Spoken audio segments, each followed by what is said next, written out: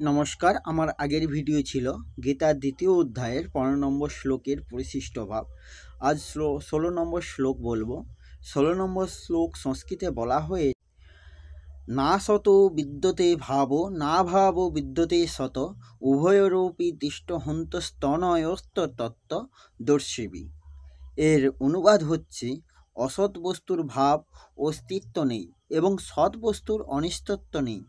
তত্ত্বদর্শী মহাপুরুষগণ এই দুটিরই পরিণতি অর্থাৎ এই দুটিকে তত্ত্ব দেখেছেন অর্থাৎ অনুভব করেছেন। এর ব্যাখ্যা হলো, উৎপত্তির পূর্বে শরীর ছিল না, মৃত্যুর পরেও থাকবে না এবং বর্তমানেও প্রতি মুহূর্তে তা লয়প্রাপ্ত হচ্ছে। অর্থাৎ এর তাৎপর্য হচ্ছে এই যে অতীত, ভবিষ্যৎ এবং বর্তমান এই তিন কালে শরীর কখনোই স্থায়ী রূপে এক রূপে থাকে না। সুতরাং এটি অসৎ। এইভাবে এই সংসারেও কোনো স্থায়িত্ব নেই, সুতরাং এটিও অসৎ। শরীর হলো জগৎ সংসারের একটি ছোট প্রতীক। সেই জন্য শরীরের পরিবর্তনের দ্বারা জগৎ সংসার মাত্রই যে পরিবর্তনশীল তা প্রমাণিত হয়। অর্থাৎ এই জগতের আগে অনস্তিত্ব ছিল এবং পরে অনস্তিত্ব থাকবে এবং বর্তমানেও এটি নাস্তির পথে যাচ্ছে। জগৎ সংসার কালরূপী অগ্নিতে কাষ্ঠবৎ নিরন্তর দগ্ধ হচ্ছে। কাষ্ঠ দগ্ধ হলে কয়লা এবং ভস্ম অবশেষে থাকে, কিন্তু জগৎ সংসারকে কালরূপী অগ্নি এমন এক বিশেষ নিয়মে দগ্ধ করে যে এর কয়লা বা ভস্ম কিছুই অবশিষ্ট থাকে না, জগৎকে লয় করে দেয়। তাই বলা হয়েছে যে অসতের সত্তা বা স্থায়িত্ব নেই। যেটি সদ্বস্তু তা লয় হয় না। অর্থাৎ দেহ যখন উৎপত্তি হয়নি তখনও দেহই ছিল, দেহ নাশ হলেও দেহই থাকবে এবং বর্তমানে দেহ পরিবর্তিত হতে থাকলেও দেহই একইভাবে তাতে বিরাজ করে। এই নিয়মেই জগৎ সংসার যখন সৃষ্ট হয়নি তখনও পরমাত্মা তত্ত্ব ছিল। জগৎ লয়প্রাপ্ত হলেও পরমাত্মা তত্ত্ব থাকবে এবং বর্তমানে পরিবর্তনশীল জগতে পরমাত্মা তত্ত্ব যেমন রয়েছে তেমনি রয়েছে। এর মর্মকথা হচ্ছে, জগৎ সংসারকে আমরা একবারই একটি রূপে দেখতে পারি, দ্বিতীয়বার নয়। কারণ জগৎ সর্বদা পরিবর্তনশীল। সেই জন্য এক মুহূর্ত পূর্বে বস্তুটি যেমন ছিল পর মুহূর্তে তা সেরূপে থাকে না। যেমন সিনেমা দেখার সময় পর্দার উপর দৃশ্য স্থির দেখায়, কিন্তু প্রকৃতপক্ষে তাতে প্রতি মুহূর্তে পরিবর্তন হচ্ছে। মেশিনে ফিল্মটি বেগে চালিত হওয়ায় এই পরিবর্তন আমাদের চোখে ধরা পড়ে না। এর থেকে আরও বড় মর্মকথা এই যে প্রকৃতপক্ষে জগৎকে একবারও দেখা যায় না। কারণ শরীর, ইন্দ্রিয় সকল, মন, বুদ্ধি ইত্যাদি যে সকল করণ দ্বারা আমরা জগৎকে দেখি, অনুভব করি, সেই করণ জগতেরই। সুতরাং বাস্তব জগৎকে দেখে, কিন্তু যিনি শরীর এবং জগৎ সংসার হতে সর্বতোভাবে সম্পর্ক রহিত, সেই স্বস্বরূপ দ্বারা জগৎ কখনো পরিলক্ষিত হয় না। অর্থাৎ এই স্বস্বরূপের জগতে প্রতীতি নেই। সংসারের সম্বন্ধ থেকেই সংসারের প্রতীতি বলা হয়।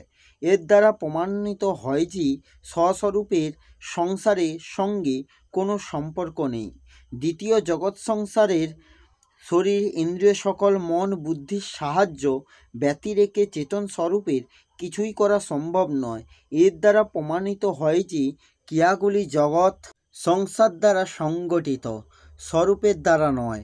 স্বস্বরূপের ক্রিয়াগুলির সঙ্গে কোনো সম্পর্ক নেই। জগৎ সংসারের বাস্তবিক রূপ হল ক্রিয়া এবং পদার্থ। যখন ক্রিয়া বা পদার্থ কারোর সঙ্গে স্বরূপের সম্পর্ক নেই, তখন প্রমাণিত হয় যে শরীর, ইন্দ্রিয়, মন, বুদ্ধিসহ সমস্ত জগতেরই নাশ হয়। শুধুমাত্র পরমাত্মা তত্ত্বেরই সত্তা রয়েছে, যার নির্লিপ্ত রূপে সব কিছুর প্রকাশক হলেও আধার। এই শ্লোকে বলা হয়েছে, উভয়রূপী দৃষ্ট হন্তস্তনয়স্ত তত্ত্ব দর্শিবি। এর ব্যাখ্যা হলো, এই দুটি অর্থাৎ সৎ অসৎ দেহী দেহের তত্ত্বজ্ঞানী মহাপুরুষগণ দর্শন করেছেন এবং এই তত্ত্ব আবিষ্কার করেছেন যে এক সৎ তত্ত্বই বিরাজমান।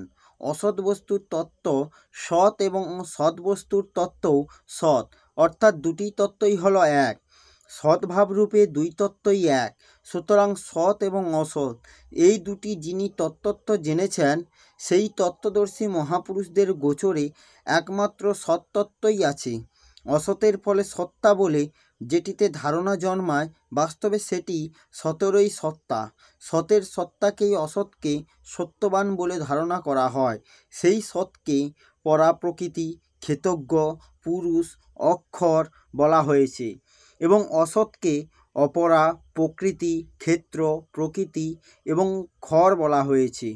অর্জুনও সম্ভাব্য শরীর নাশের জন্য শোক করেছিলেন যে যুদ্ধ করলে স্বজনবর্গ সকলে মৃত্যুমুখে পতিত হবেন। তাতে ভগবান জিজ্ঞাসা করলেন যে যুদ্ধ না করলে কি এদের মৃত্যু হবে না? যা অসৎ তা তো মরবেই এবং সর্বক্ষণেই মরছে, কিন্তু এর মধ্যে যেটি সৎরূপে থাকে তার কখনো নাশ হয় না। সেই জন্য অবুজের মতো শোকগ্রস্ত হওয়া অর্জুনের পক্ষে উচিত নয়। একাদশ শ্লোকে বলা হয়েছিল যে মৃত বা জীবিত কারোর জন্যই প্রকৃত পণ্ডিতগণ শোক করেন না। দ্বাদশ ত্রয়োদশ শ্লোকে দেহির নিত্যতার বর্ণনা করা হয়ে আছে এবং তাতে ধীর শব্দটি ব্যবহৃত হয়েছে। চতুর্দশ পঞ্চদশ শ্লোকে জগতের অনিত্যার বর্ণনা করা হয়েছে এবং এতেও ধীর শব্দটি ব্যবহৃত হয়েছে। তেমনি ষোড়শ শ্লোকটিতে সৎ ও অসৎ বিবেচনা করা হয়েছে এবং এতে তত্ত্বদর্শী শব্দটি ব্যবহৃত হয়েছে। এই শ্লোকগুলিতে পণ্ডিত, ধীর এবং তত্ত্বদর্শী পদ ব্যবহারের তাৎপর্য এই যে বিবেকসম্পন্ন এবং বুদ্ধিমান হয় তার শোক হয় না। যদি কারোর শোক হয় তাহলে বুঝতে হবে যে সে বিবেকবান বা বুদ্ধিমান নয়। এই হলো গীতার দ্বিতীয় অধ্যায়ের 16 নম্বর শ্লোকে তাৎপর্য সহ ব্যাখ্যা। আসছি পরের ভিডিওতে। জয় কৃষ্ণ, জয় রাধে, জয় গীতা।